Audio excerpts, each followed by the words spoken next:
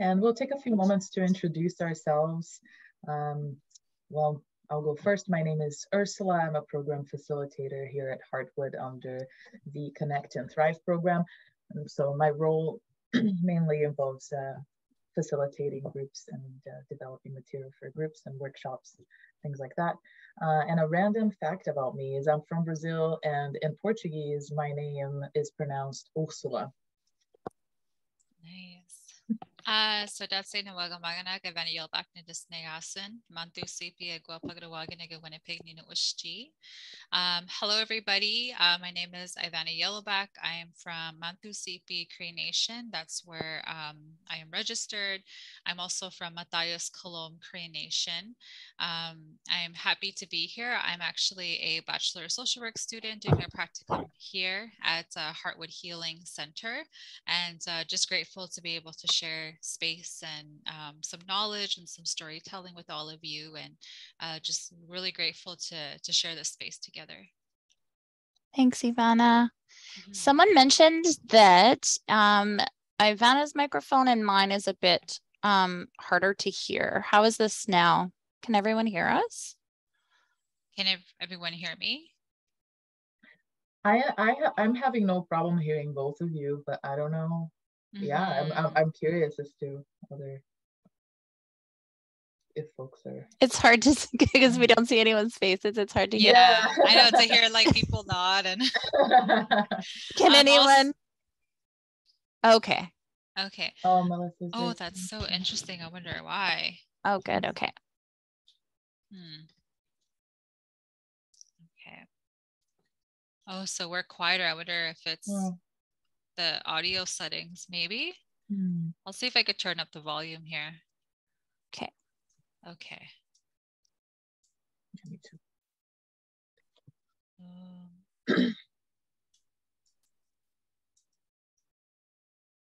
Should I go ahead, or were you? For sure. Yeah. Okay.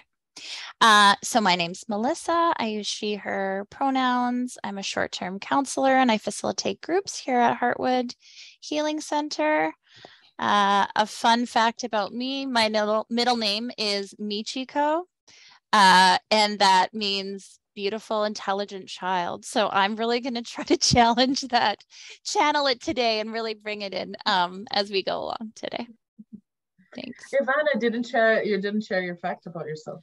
Oh yeah, a random fact about me is I'm actually writing a fantasy novel currently. It's going to be Indigenous based, specifically Cree Nation based, because that's my communities. Yeah, so watch out for that. I don't know when, but hopefully soon. It takes a while to write, so it's exciting. Yeah, that's awesome. All right, folks, so we're gonna jump right into it and start with a quick invitation to observe how you're breathing right now. So that's the only thing that's required of this exercise if you choose to participate. So just sit in whatever way feels comfortable to you, or lying down, and simply observe your breath. So pay attention to the inhale. How deeply does it move into your body? Don't try to change it, make it different. Just observe it like a science experiment almost. Now observing the exhale. Is your exhale complete or partial? And see if you can notice the point at which your breath moves from the inhale to the exhale.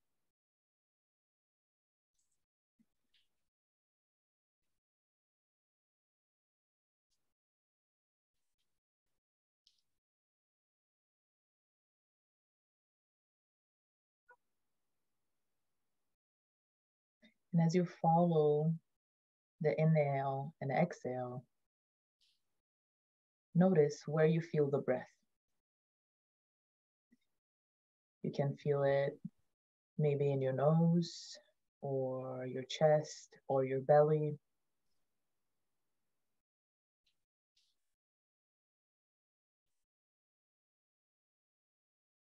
How is the breath feeling as it moves through your body?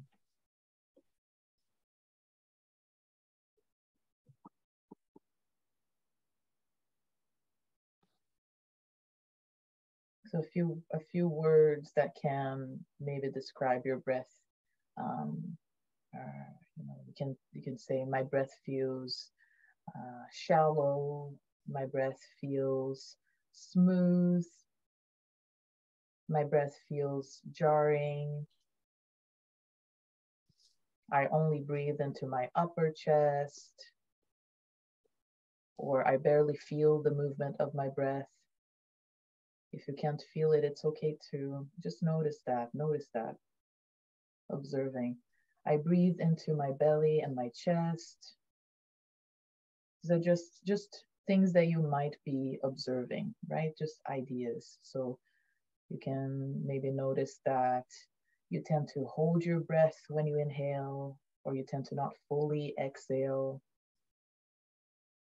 Maybe you tend to hold your breath after breathing out and then hesitate on the inhalation.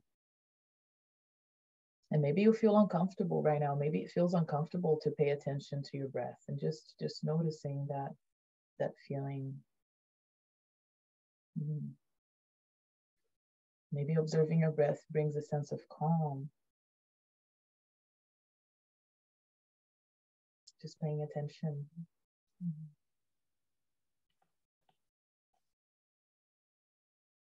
Thanks, everyone. So as we move to the next slide, all these prompts that I read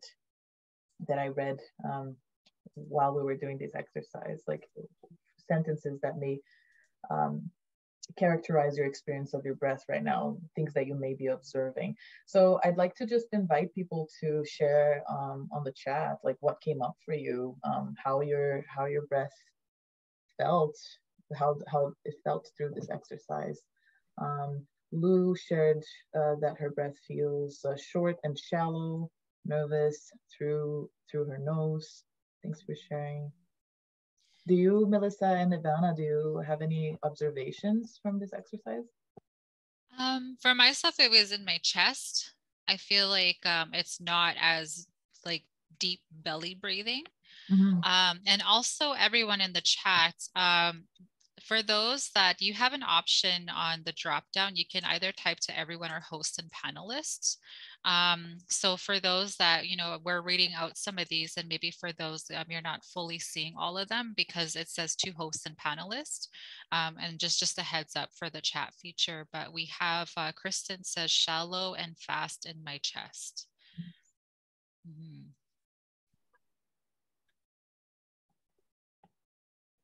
Brenda also says not fully an exhale.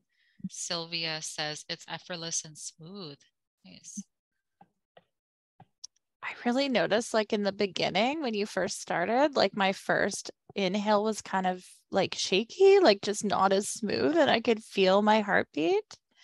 But as we moved, I really felt like it changed and became smoother. Maybe just like the noticing kind of smooth that out.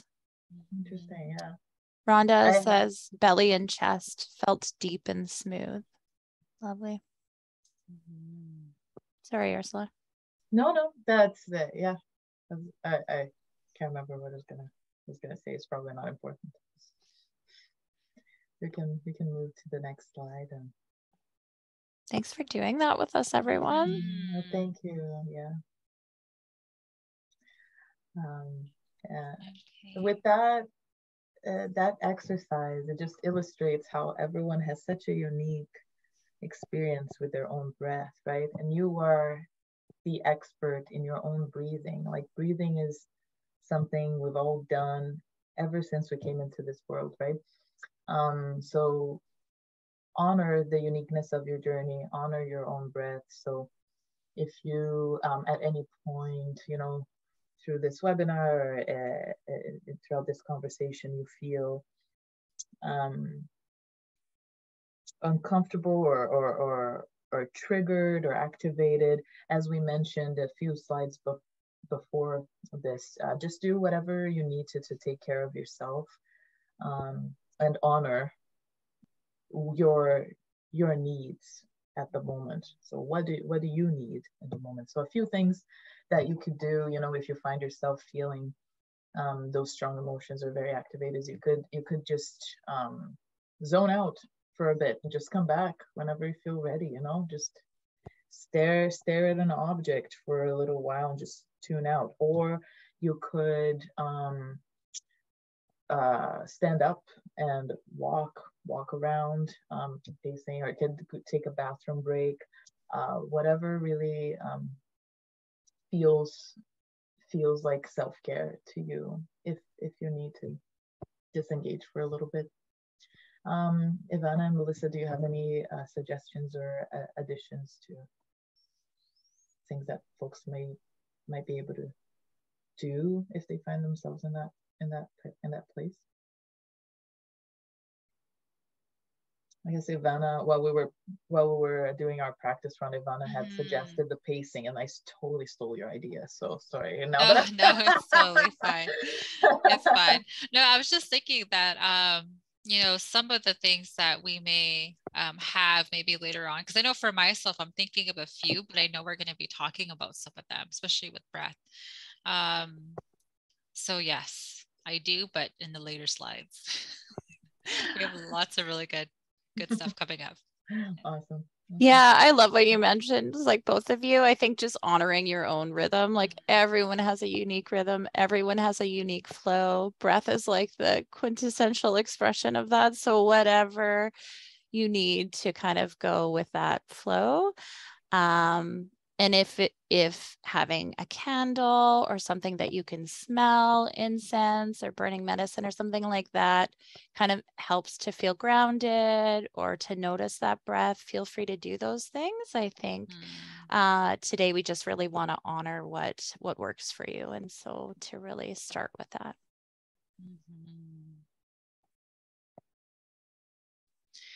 Awesome. So many of you may be questioning, I know some of us are, in regards to why talk about the breath. You know, what is the importance around breath in regards to building capacity and wellness? So breathing can be very healing and energizing in many different belief systems and ideologies, and many beautiful, diverse cultures across the world. Breath is the understanding of essence of life. And when you think about it physically, physiologically, it really is. And part of that is your breath carries air into your body and your voice into your world.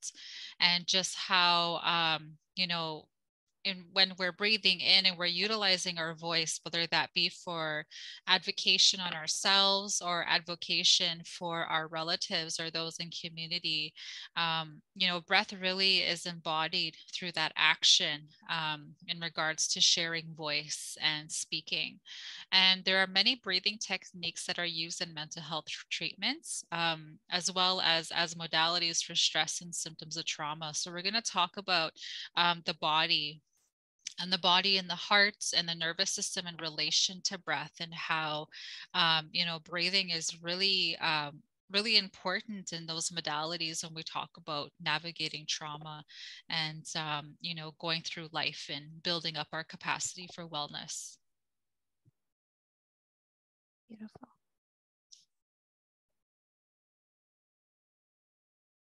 Okay, so this diagram really just illustrates kind of the lungs and the heart, that connection on a physiological level. So they really work together in connection and balance to make sure that the body has balanced blood that the human body needs to live. So as you can see on this diagram on the right side there, the right side of the heart picks up that blood from the body that needs oxygen and moves it to the lungs for cleaning and reoxygenating. And then once the blood is clean, it moves to the left side of the heart, and that blood goes throughout the body so that every part of the body receives that air, receives that essence of life, receives that energy. With each exhalation, you know, some people do notice that your heart rate changes, and it kind of changes in connection with how you're breathing. Some in doing the research, there's some heart health institutes and organizations that list different breathing exercises for heart health. And one of them that I'll include kind of in a list of resources that we email you talks about simply noticing your breath as you hold a hand to your heart. So really just visualizing each breath cleansing the heart and the effect that this can have on the entire body.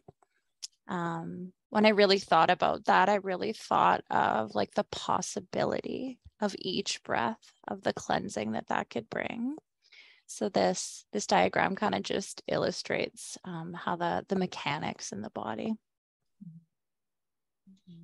Anyone want to add anything to this, or?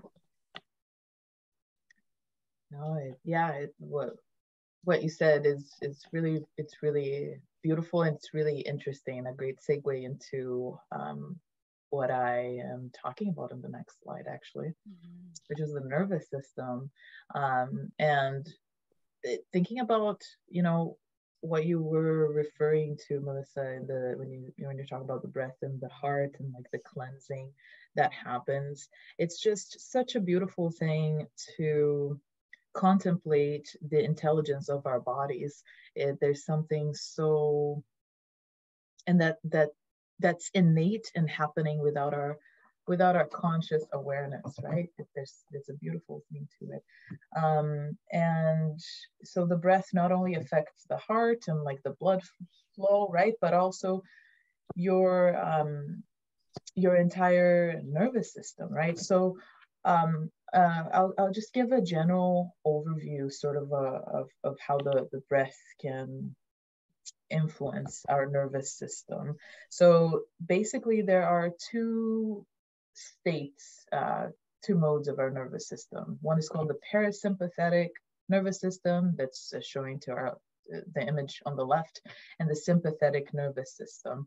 So these functions of our nervous systems operate different mechanisms in our bodies. So as you can see, the parasympathetic nervous system is responsible for decreasing our breathing rate, slowing down our heart, widen our blood vessels, increase digestion. And then the sympathetic nervous system, it's the opposite, slows down digestive activity, narrows down blood vessels, increases heart rate, increases breathing rate, and decreases salivation. So these states of our nervous system, they are not only related to this physiological health components to our experience, they are also very closely related to our emotional experience. So the parasympathetic nervous system is tied to the rest and digest system, that social connection, that engagement system, or feeling that we have when we're feeling grounded, when we're feeling present, when we have clarity about what we're supposed to do. We are typically in this parasympathetic nervous system that's usually turned on, that system is turned on. On the other hand, the sympathetic nervous system is usually activated when we're in those fight or flight situations, when our body literally perceives a threat to our survival from the environment.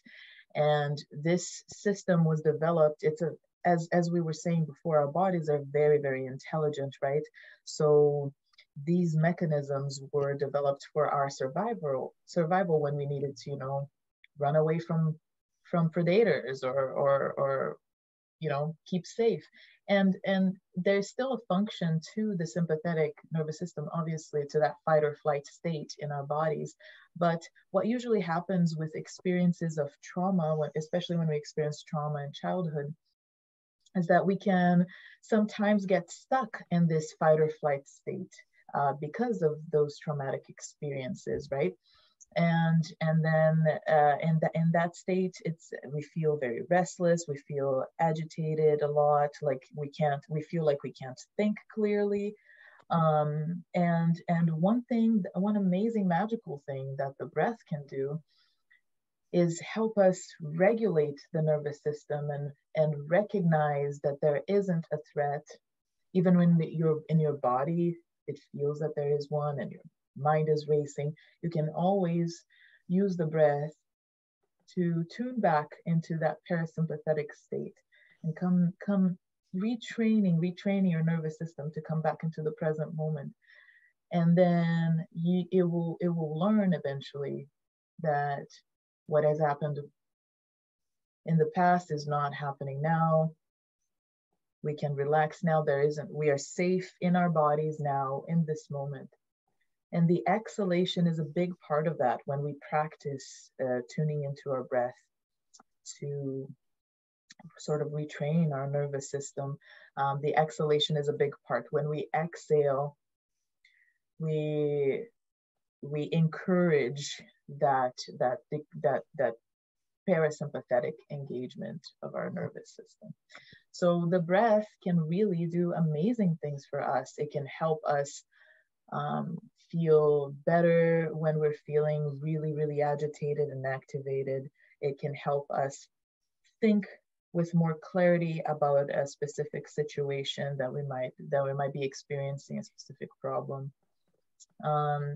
It can help us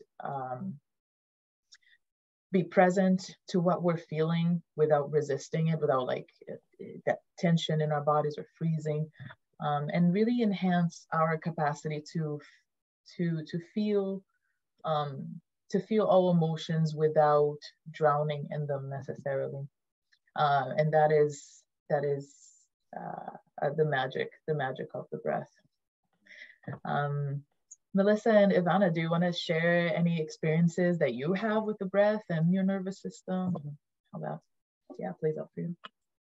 And also in the chat, please, if you have any, please share. For myself, definitely when I'm going through either it's conversations or triggers that may come up for me, I definitely take note of my breath, like especially if I'm feeling upset about something. I've noticed that I come to the breath right away, and I notice, and it's hard at the time when you're going through something that is very upsetting, to really notice how shallow and stiff like the breath is. And then if I'm upset about something or triggered, I notice my breath kind of stops like right here. And then I have to coach myself and say, okay, take a deep inhale and breathe out. Because, you know, with the nervous system, when we're experiencing like anxiety or fight or flight responses, our breathing tends to go, and that's to activate the sympathetic nervous system in order to run or to flight or to fight. And so for myself, when I'm starting to experience that, I start to say, okay, just take a big, and then from there, it's kind of like, again, activating that parasympathetic nervous system in that sense, to be like, okay, like we're fine. Like I was having a triggering thought or an angry thought. I'm here. I'm okay. Yeah. So that's what I find that works for me in relation to the breath. Yeah, I really noticed looking at even this diagram, kind of feeling a stress response today, maybe feeling some nervousness about the webinar, noticing my heartbeat. And when I spent some time focusing on that exhalation, it was just kind of this gateway where I felt it in my gut. Like I felt it in other places in my body. And really thinking about that. And when I can feel that exhalation and those other pieces of my body settling, what that does for my mind as well. So I think also that parasympathetic nervous system coming into play is kind of a gateway to increase like the cognitive function, the focus. So I really feel like it all comes together and connects, kind of the heart, the nervous system, the body, and the mind. Yeah, I really it really made me notice those things a lot more today.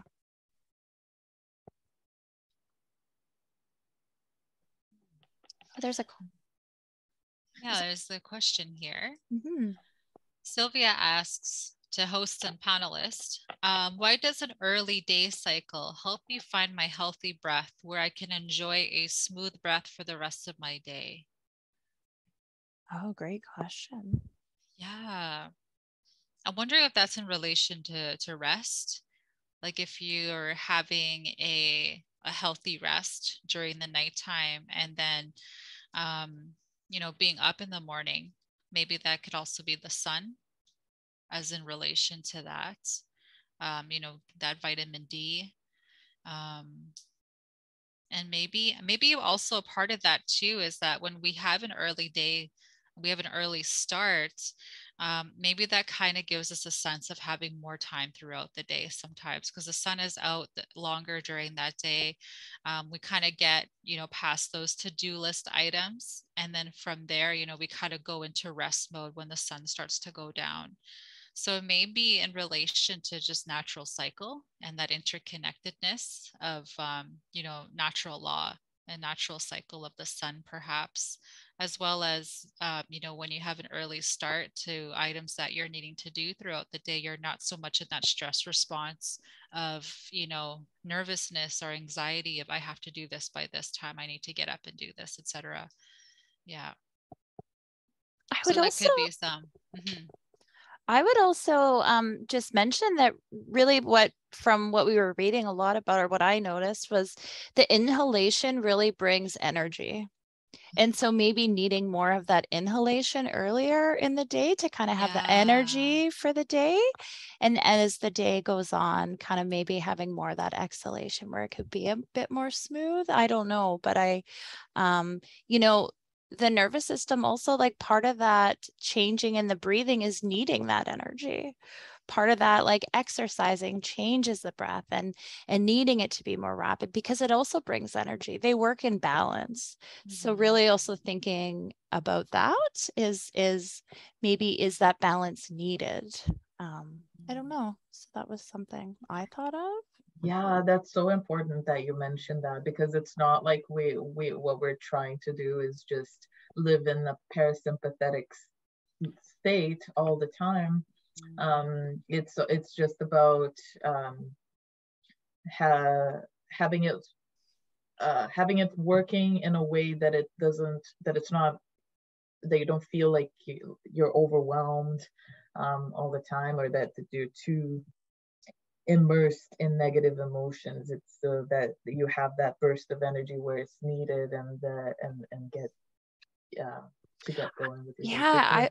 I was recently in a breathwork class and they really talked about it, that the breath cycle, like the inhalation and exhalation, is like the most beautiful expression of balance. Mm-hmm. And that you can't have the exhalation without the inhalation, and like really needing both of those things and needing them differently throughout the day and throughout a lifetime, depending on the activity or what you're needing in those moments. So I think I love the discussions around this because it really makes me realize how much more there is to explore individually, like how it's so different for everyone. And that's part of the noticing, I think, that we kind of mentioned. Yeah.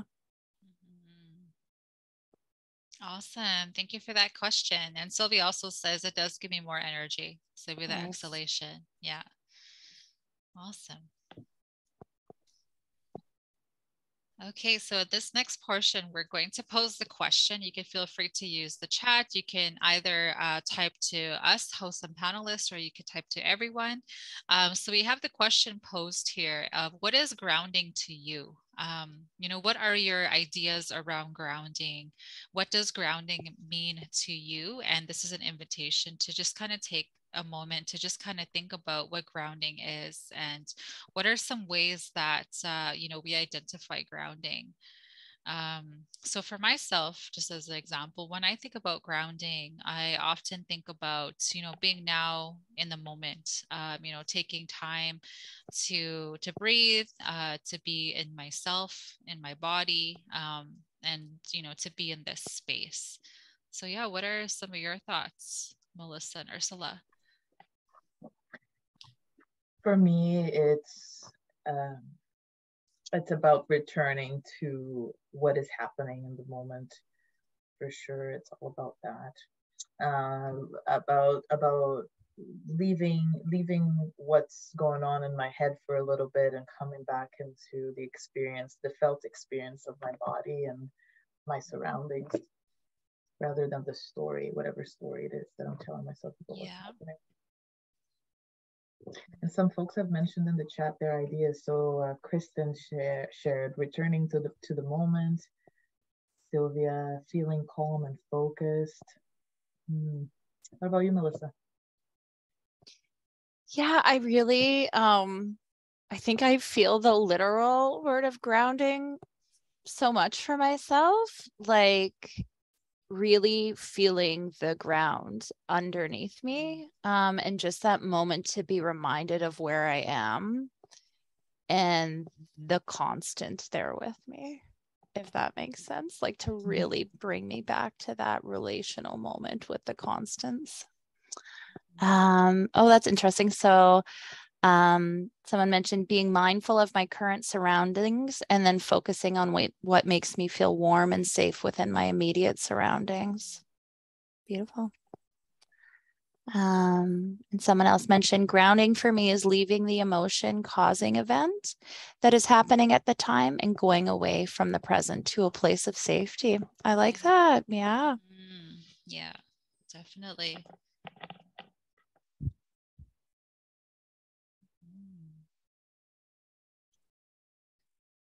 Awesome. Well, thank you everyone for continuing to share. You could just definitely feel free to share as we go along. Rhonda says, I visualize my feet in the earth when unable to actually be in nature. I also take grounding literally. Oh, yes. Awesome. Yeah. I feel that.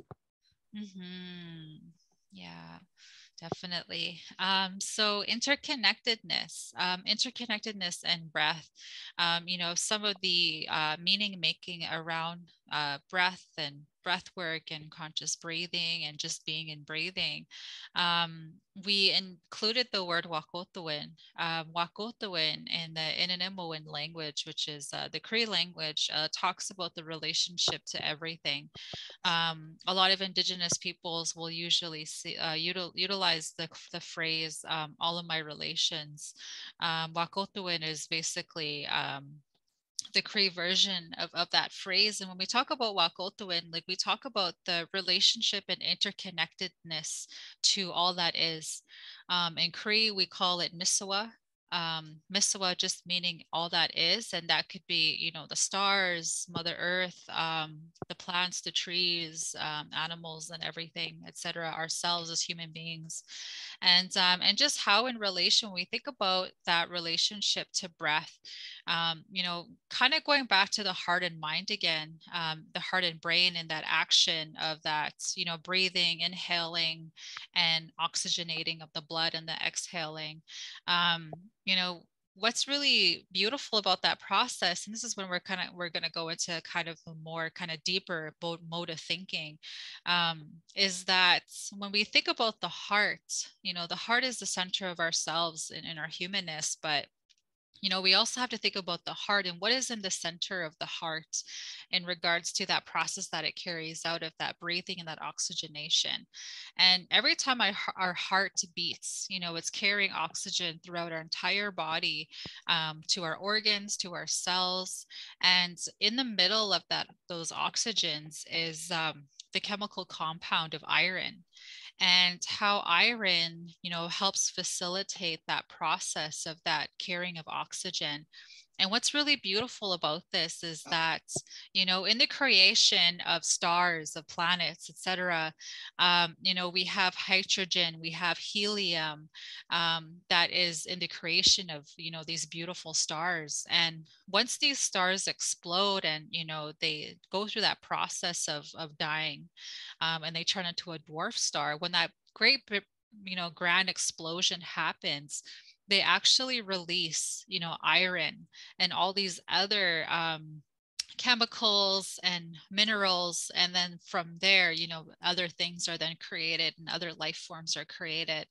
And so the very iron we have right now within our body actually came from exploding stars billions of years ago. And just how, you know, that act of breathing and that act of being related to all that is literal, like it's in a literal chemical compound sense, in a science, you know, Western, you know, very quantitative scientific sense, that we are interconnected to all that is, you know, Misawa. And you know, part of that too is also that water, you know, that water connects to breath, because part of that water, when we look at the chemical compounds of H2O, we also have that oxygen molecule. And, you know, some of the teachings that we have as, you know, Indigenous relatives, as Indigenous peoples, is that, you know, you'll often see slogans or writings of work where, you know, you'll see statements such as water is life. And when we talk about, you know, that water and that understanding, you know, in our teachings, we say that, you know, water is, you know, throughout our life, right, we're often taught that, you know, sometimes we go through things by ourselves. You know, sometimes like people will say you were born in this world alone, and, you know, you'll pass by like alone, essentially, is one of the quotes that I've heard. But the teachings that I've heard in relation to water, when we think about that breath and that, you know, that process, and as well as water, you know, we kind of think about that wakotowin, that relationship to water and breath and air being a relative, that the moment that we were created in the womb and we had that water around us as we were developing in the womb, you know, even right now we're sitting here, about 70% of our bodies are water. You know, when we really think about that water and that breath as relations, as relatives, it's like we're never really alone, you know, throughout our lives. Like we're always being interconnected that way.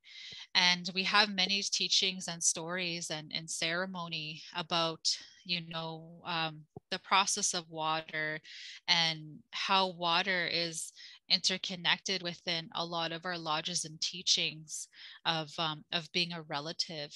And you know, the flow of breath, like the flow of water, you know, they're very much similar in that sense. And that, you know, despite those moments that, you know, we may struggle in our lives or be going through a hard time, you know, just taking time to sit with our breath and knowing that, you know, there's been so much evolution and process that has got us to be here in this moment. And every time that, you know, I gather with relatives or with, you know, people, whether it's online or in person, I often like to acknowledge that, you know, in this space here, you know, just like to thank everyone for being here again. And that, you know, there's no other gathering like this happening anywhere else on Mother Earth or in the universe, that we're a very specific gathering here and sharing this consciousness and these stories together.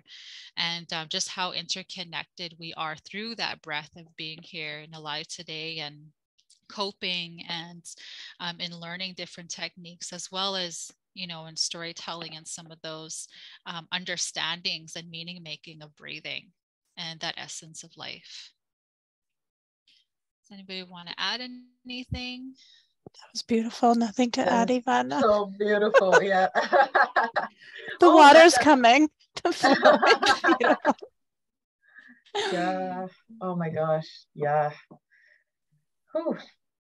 Yeah. Rhonda says goosebumps. Yes. Thank you. Awesome.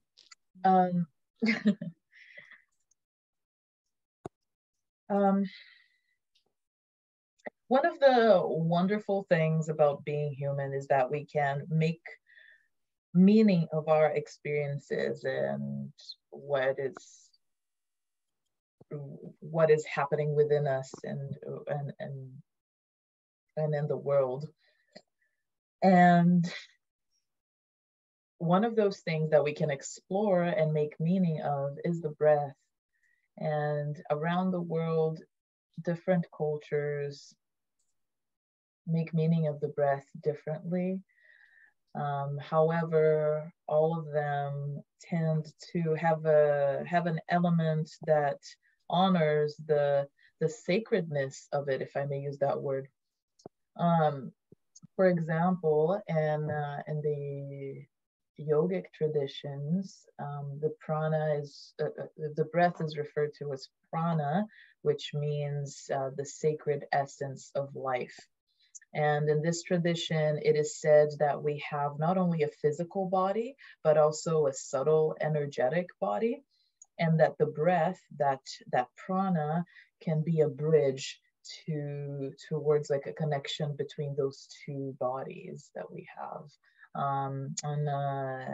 In Chinese medicine, that we have the term qi, which also represents that vitality, that life force that comes from the breath. Ivana and Melissa, would you like to add anything to this conversation about culture? Yes, for sure. So the image that we actually have here, we chose this image because this is from the Maori Nation in New Zealand. And this act here that this artist depicted is actually called hongi. And what that means is that it's the sharing of breath. And the exchange of breath through a physical grating. And many Maori descendants, they would actually prefer this as opposed to handshaking, because when you're able to share breath with a visitor, per se, or someone who comes and visits you in your home or your community, your family, when you share this breath, they don't, rather than being a visitor, they become a relation or a relative of your family, your home, and the land. So again, just that understanding of that, reciprocity of the breathing, and just how that interconnectedness is, understood. In the Cree language, we actually call breath yehewin. And the way I understand yehewin is that, in our language, when we introduce ourselves, like there's two different ways that you can either introduce yourself as a Cree person. You can either say you're Inanu, or else you could say Nihinawiwin, depending on your dialect. And so Yehewin, what I've noticed is that they share similar words to Nihinawiwin and then Yehewin. And then basically Nihinawiwin, what that translates to is a human being of the four directions. Those four directions being the mind, the body, the spirit, and the emotional self, as well as, the human being of the four firstborns. In our creation story, we talk about the four firstborns that were created when Mother Earth was created. And also part of Yehewin is that we tend to, when we sing our songs, our traditional songs, we tend to utilize like a lot of the Yehe as a part of it, like Yahweh, Yahweh. So it's like, and that is an expression of breath.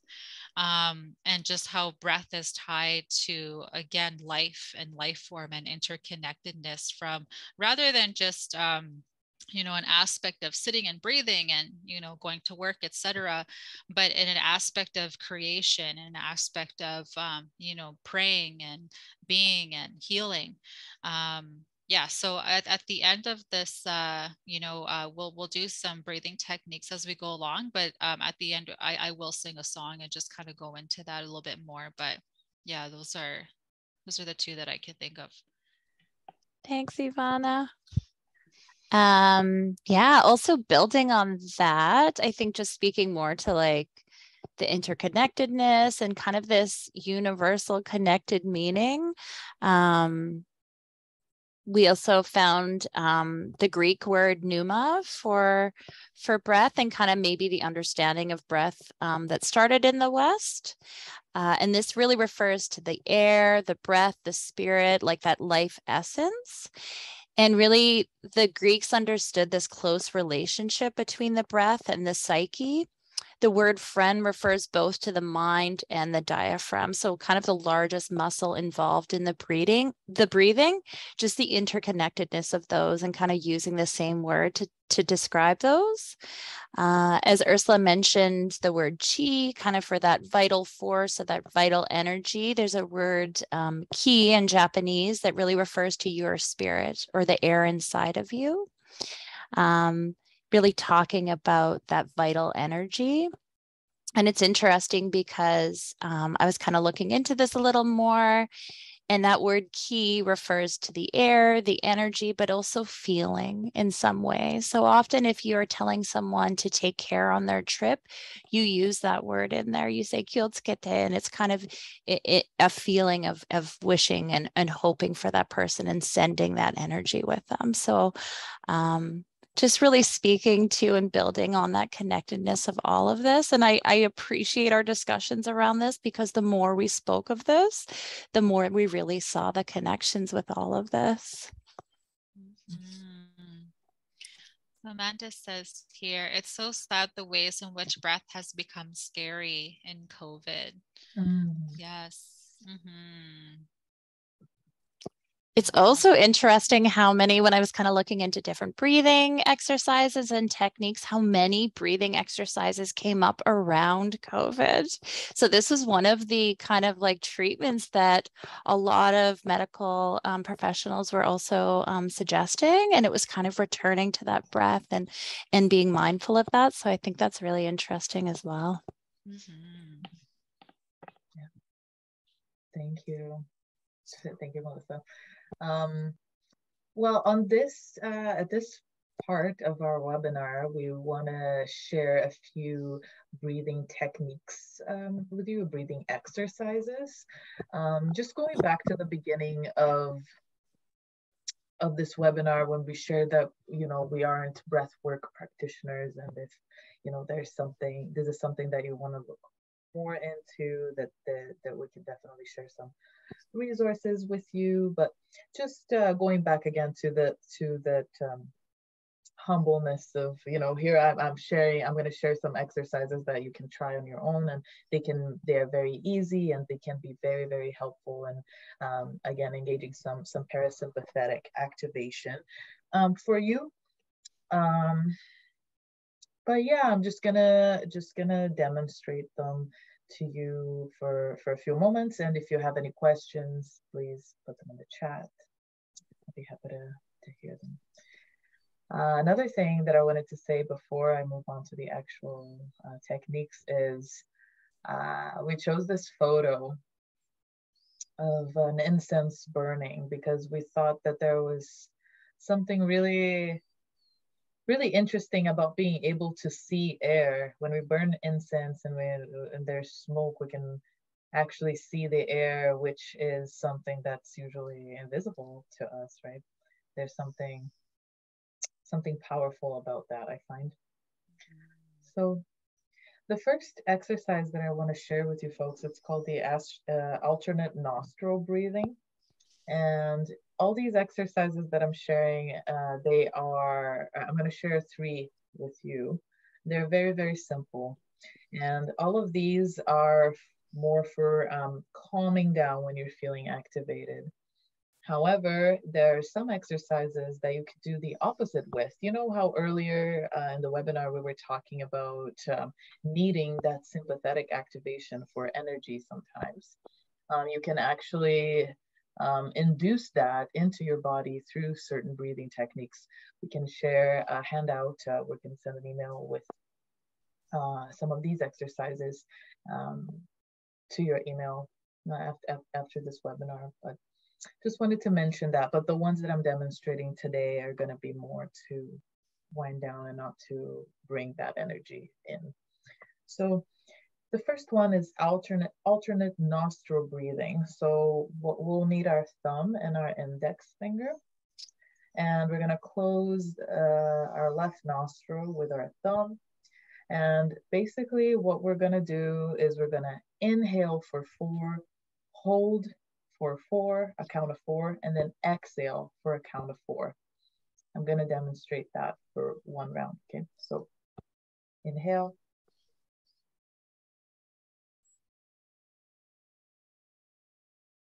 hold, exhale. And then if you're continuing, you're going to inhale through the same nostril that you just exhaled. So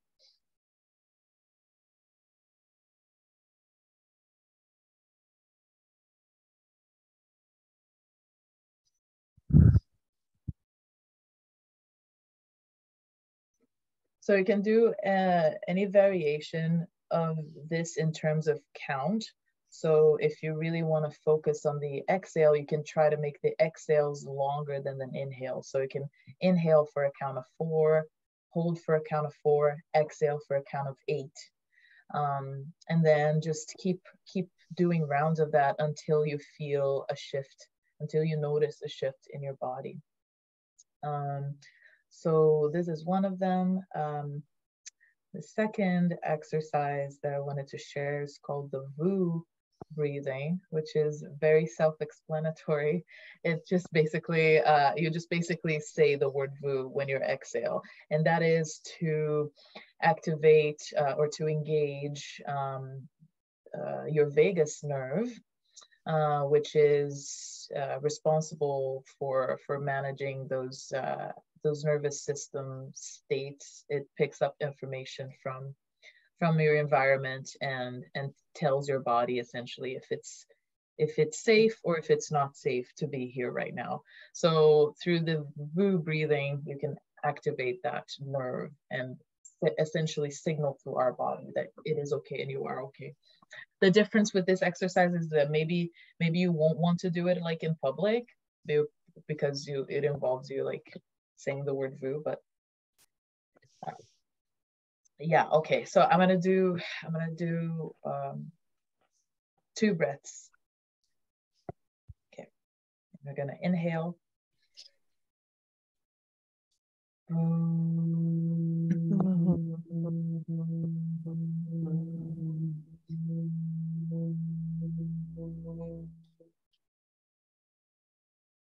You can extend your exhale as long as you can comfortably do so, and that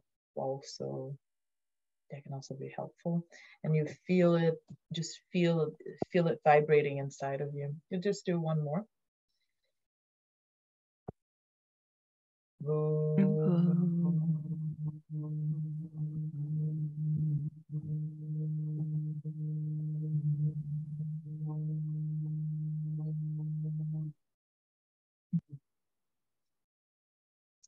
It's so relaxing. I could take a nap right now. Just kidding. The third exercise I wanted to share was also very, very simple. And it's called the Ujjayi breathing. And this is a breathing technique that's very used in yoga. And it's basically, you inhale and exhale through your nose. But on your exhale, you direct it to the back of your throat. It's like you exhale through the back of your throat. It's almost as if you're fogging up a mirror, but you're not doing it with your mouth open. You're doing it only with your nose, through your mouth closed. So I'm gonna do a few, and maybe you'll be able to hear it, what is happening. So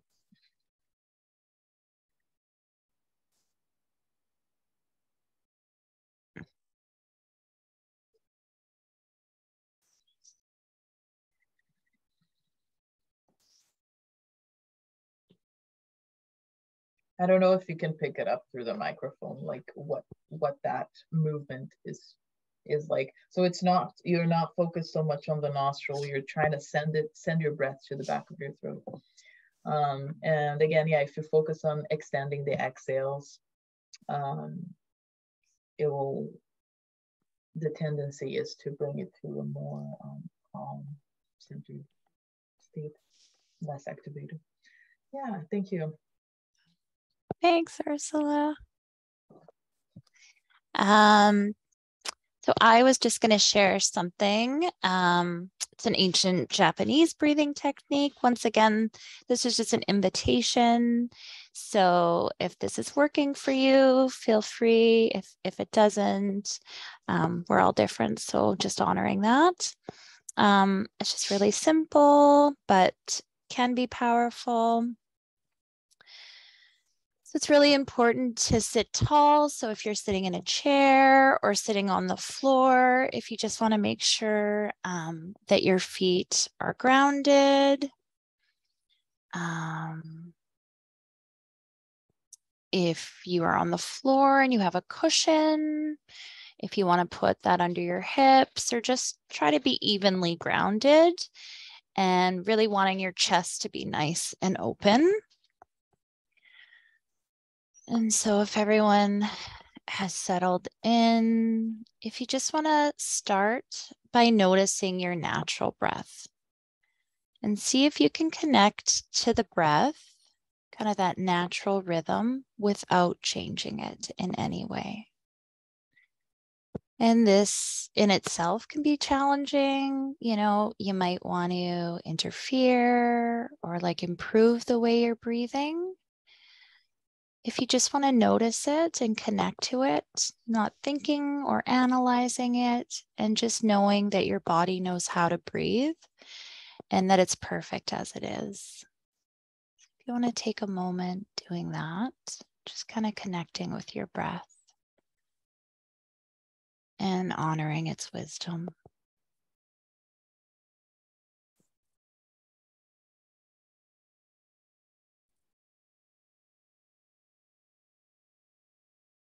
And then if you slowly want to begin to deepen your exhalation, it doesn't have to be very long or deep, but just to encourage the out breath to grow slowly and smoothly. And often if you deepen the exhalation, the inhalation can flow naturally. Just noticing the exhalation, encouraging the out breath, and noticing the flow in the inhale. And in Japan, inhalation was known as the spirit's breath or a gift. So not really needing to make any effort, as it will naturally flow in by itself. And for many of you, you might notice that your inhalation will change as a result of your exhale deepening. And just being curious about it and how your breathing cycle changes and how this might make you feel. And if you want to do that for a few rounds, just noticing the exhalation and the flow back in. And then you can gently allow the breath to return to its natural rhythm.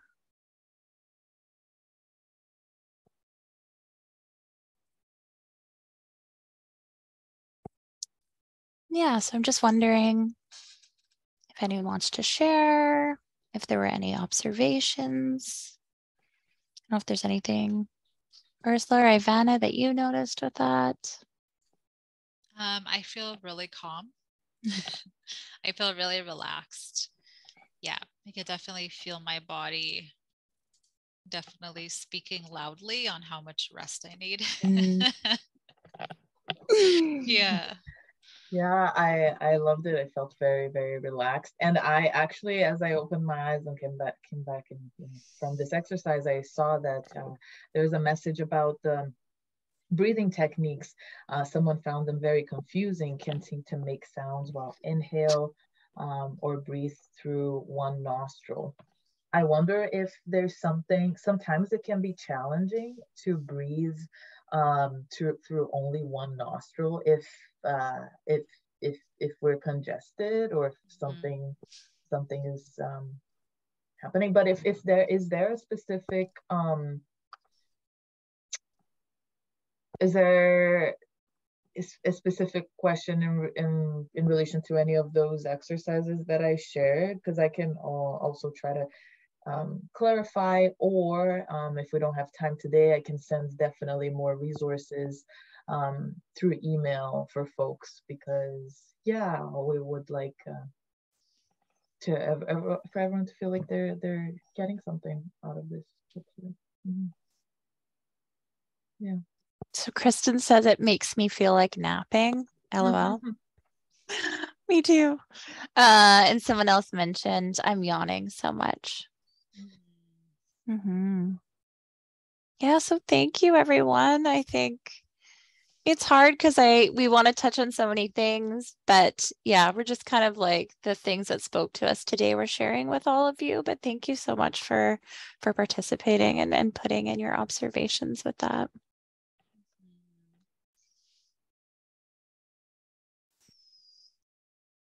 I think we were just going to share a few of our reflections here.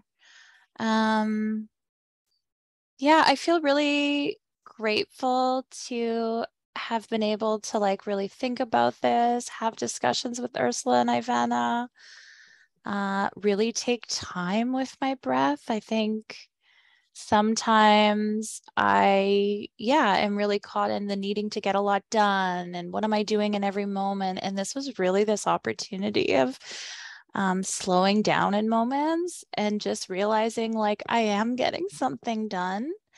Every breath I take is like work that I'm doing, and just that reminder in kind of doing this together of how powerful the breath really can be, and how powerful that is for me and my body. I also really noticed that I was kind of trying to change my breath at times, or trying to like find different rhythms. And I was telling Ivana and Ursula that one day my son kind of noticed I was breathing differently, and it wasn't really loud. It was just I had kind of maybe changed my rhythm a bit.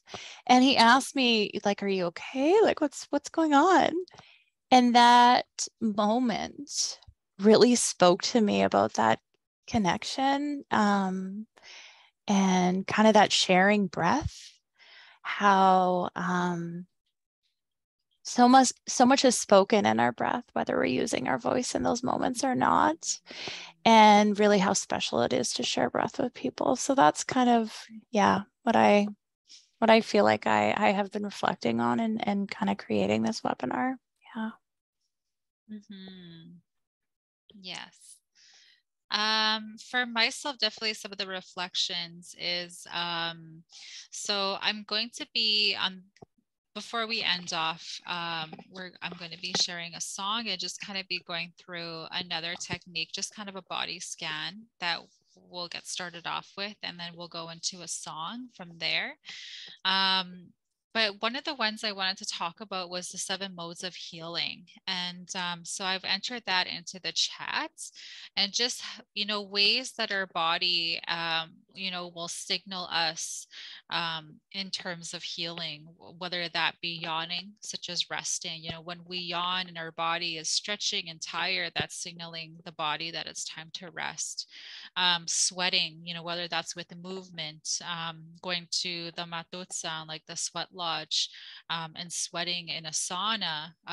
Sweating actually not only helps us to release and detoxify those toxins, but it also helps to stimulate stress in the body in a way that is healthy, because there's good stress and then there's bad stress. I mean, we have too much of stress in relation to work or school or situations, that can really signal the body to be on arousal of alert mode that is very heightened. So sweating is a way of releasing those toxins, but also signaling the body to kind of cleanse itself.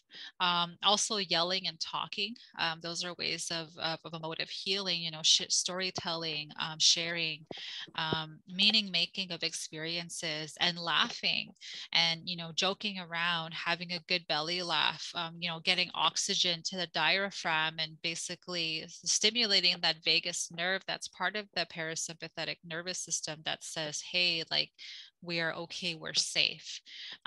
Also shaking, when you're shaking in your body, if you've, experienced, anxiety or panic, shaking is a way that your body helps yourself to go back to balance, to go back to homeostasis. It's a way that your body releases some of those adrenalines and that cortisol.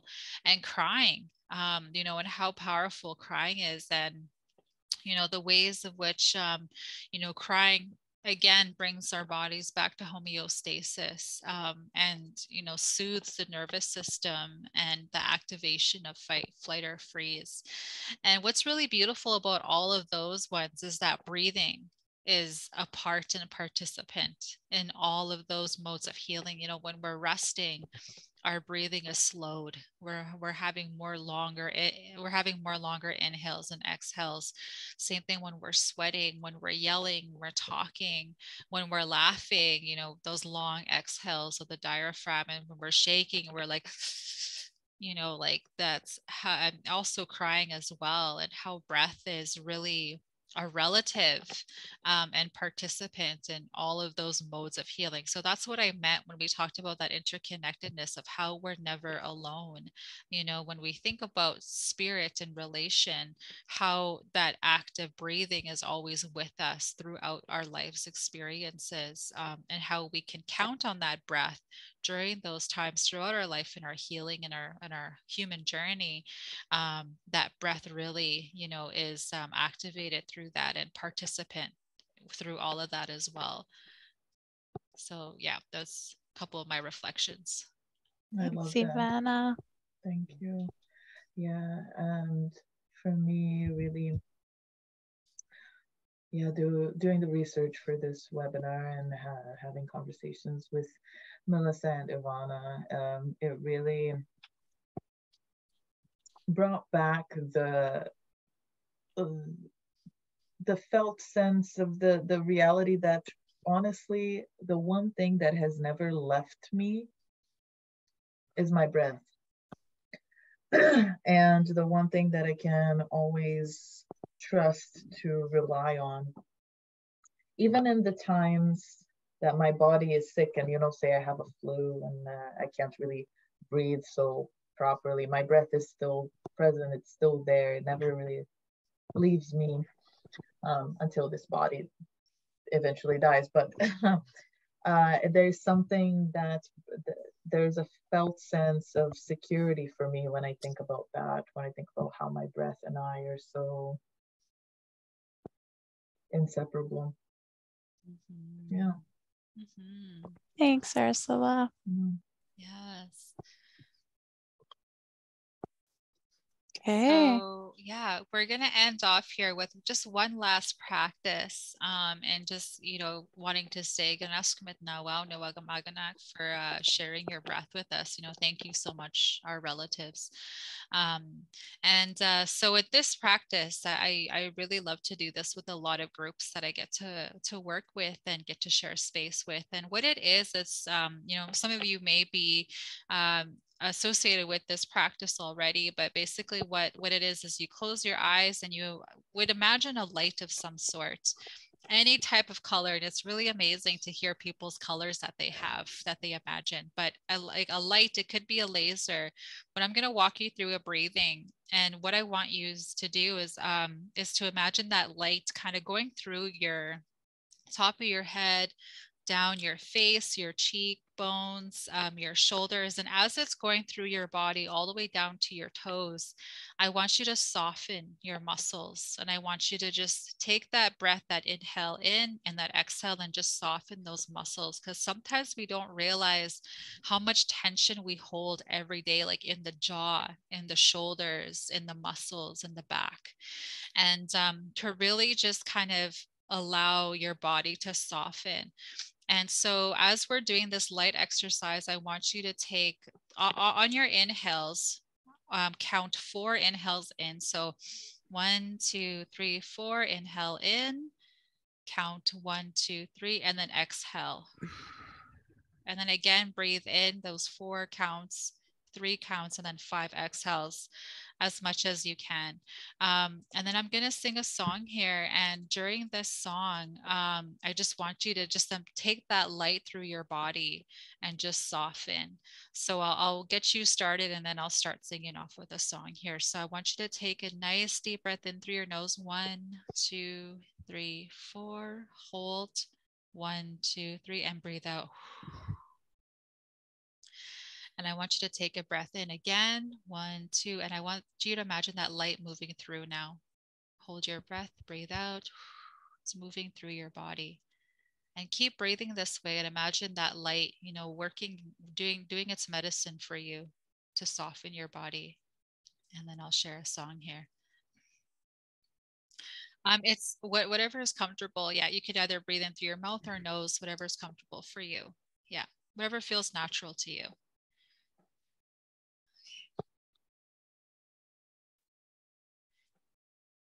Lay you high,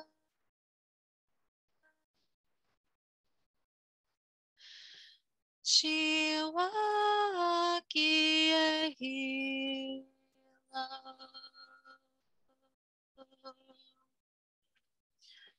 lay high,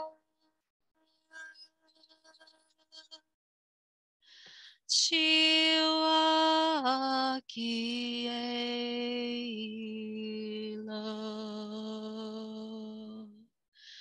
Sunga Shila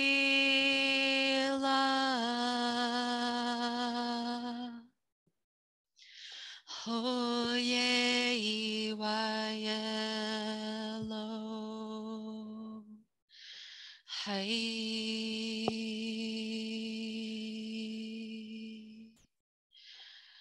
Leo Ha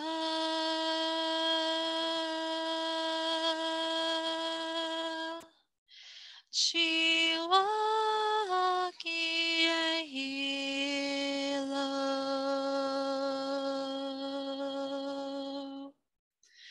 Lay you high,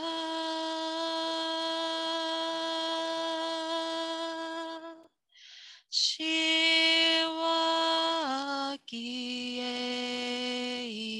Eilo, Tunga Shila.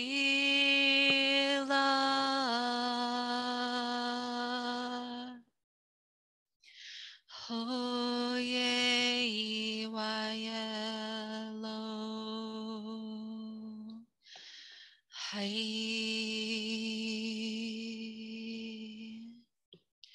And I just want you to wiggle your fingers, your toes. Start wiggling your body. Open your eyes when you're feeling comfortable to. And just coming back to the space, coming back to the room, coming back to the webinar, the shared space here. And again, I just want to thank you for sharing your breath with us and this time. And I want to pose a question is, what color was the light? I really love to see people's green. Nice. Mine's always like a light blue. Yeah, orange. Nice. Mine, I thought of a white light. Yeah. Mm-hmm. I remember someone before saying it was like a flashing light going through. Yeah, which is really cool. Mm-hmm. That was beautiful. Thank you, Ivana. That was honestly, this was such a gift to be here with everyone every day, like today. So I just, I just feel really grateful to have been able to share the space and share the breath with everyone. Thank you. Mm-hmm. Awesome. Awesome. Thank you for sharing, everyone. And thank you so much.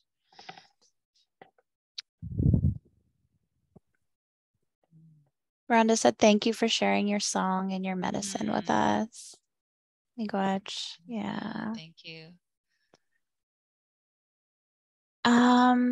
We do have a few more minutes. Should we, is there any questions or any like observations that anyone wanted to share or ask before we wrap up for today?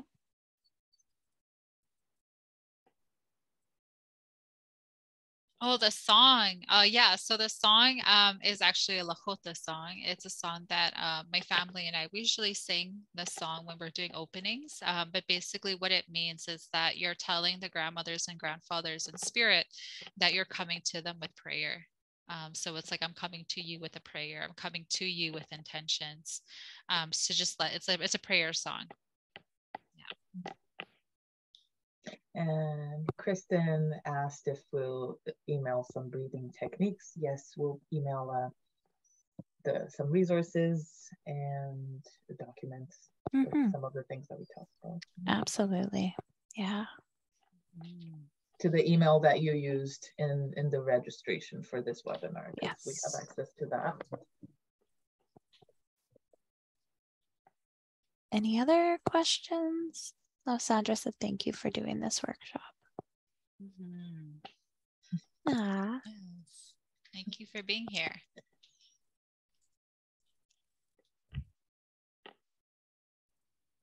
Okay, well, anything else? Ursula, Ivana, anything before we sign off for today? No, yeah, I think that's it. Yeah. Okay. Thank you, everyone. Thanks, everyone. Take care. Thank you. See you.